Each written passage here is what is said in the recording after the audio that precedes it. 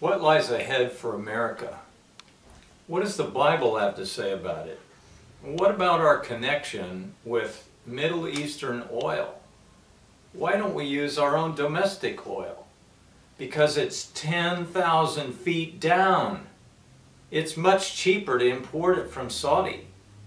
So that's what we do. We import it from the Middle East. Well, so what? What about it? How's that going to affect America? Well, our entire economy runs on oil. That's a problem. Why is that a problem? And what can we do about it? What if the whole thing tanks the American economy? Let's go to the map and take a look. Here's the Middle East right here. This is Saudi Arabia. That red spot right there is Iraq. Syria is over here, then Turkey. Israel's there. Iran's this big purple job. Yemen is at the bottom, Oman, and so forth. There are two straits that we need to be concerned with. One is the Strait of Hormuz. It is controlled by the Shiite Iran. That's a problem. They hate America and they hate Saudi Arabia. We have Yemen down there, which I predict to be probably one of the next hot spots. It's got another strait down there where oil comes through down the Red Sea Strait. And then we've got the Persian Gulf in there. That's where the majority of the oil is coming out of, right there. 90% of the world's imported oil or exported oil comes through that Strait of Hormuz. Problem. The Shiites and the Sunnis do not get along. The Shiites are Iran and the Sunnis are Saudi Arabia. What's in the middle? Iraq. Now, Iran has a direct link to Russia. Moscow and Tehran are connected with roads and a railroad onto which they can haul nuclear weapons. They're going to protect their interests. Russia will protect their Iranian oil interests. You can bank on that one. And you can also bank on the United States getting its oil out of Saudi Arabia. They're going to protect their oil interests. And who's in the middle? Iraq. Well, whose is that? Well, the three largest, most sophisticated, and newest oil refineries are in Iraq. And who owns and operates those? China. Another nuclear power. So we've got Russia, China, the United States, and then little tiny Israel, which is that little sliver. You probably can't see it, but it's a little sliver there. It's only got 8,600 square miles. About 1/3 the size of Florida. And anyway, it's a nuclear power as well. Now we've got 4 nuclear powers in that one little area. This is the most dangerous spot on the planet because of that. All that oil there. Every economy around the globe depends on that oil. Now, what happens if they nuke it out? Well, we got a major problem there. We've got so much oil, so many refineries, so many oil wells there. If they fight it out with nuclear weapons, we're going to have one terrible fire that could last for 150 years without being put out by any known man-made way.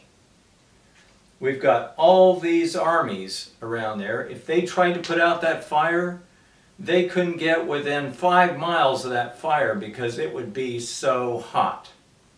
That's a problem. You talk about global warming. Down here is Antarctica. It has 5,550,000 square miles of ice. What happens if that melts? Well, the whole earth would be thrown out of balance and it would shake like crazy for months. Nobody's going to live through that. That's a problem. And what about the smoke? You've got smoke that's going to travel all the way around the world as it turns, and we can't put that fire out. More and more smoke gets in there every single day. That's a problem. Why? Because it's going to block sunlight.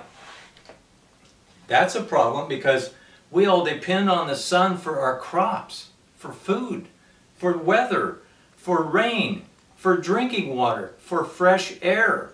We can't get air if the ocean doesn't produce oxygen.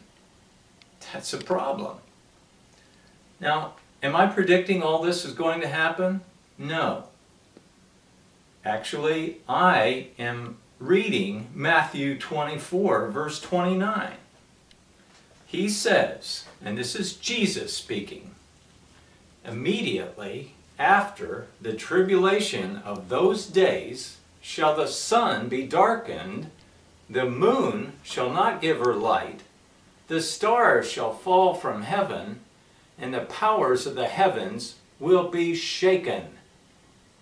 With the smoke blocking the sunlight, that's enough to kill all of mankind.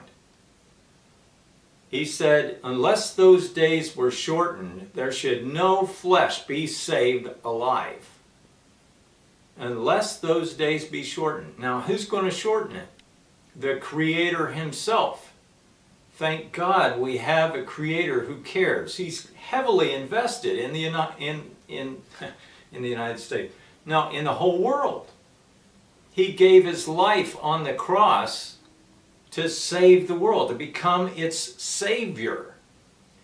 Look, if you're not alive physically, Jesus can't save you spiritually. You've got to be alive. You've got to be awake and alert in order for Him to save you. Jesus is the earth's creator. We are His children. He will save us. So, what's my point? How can we protect ourselves?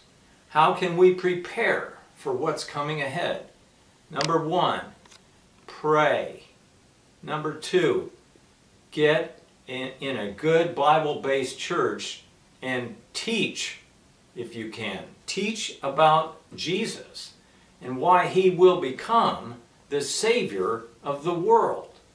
He will rescue the planet. He will get rid of the smoke, dissipate the heat out into space, restore the weather, restore the polar ice caps, settle the earth down, and reign from Jerusalem as King of Kings and Lord of Lords. This is a literal on-the-ground kingdom. Well, what's a kingdom?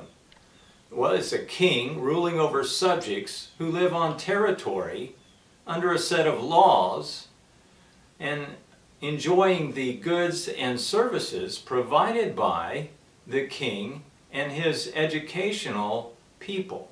Those in his cabinet who go around from town to town and teach, who get on the internet and teach, who get on television and teach people how to have better, healthier lives.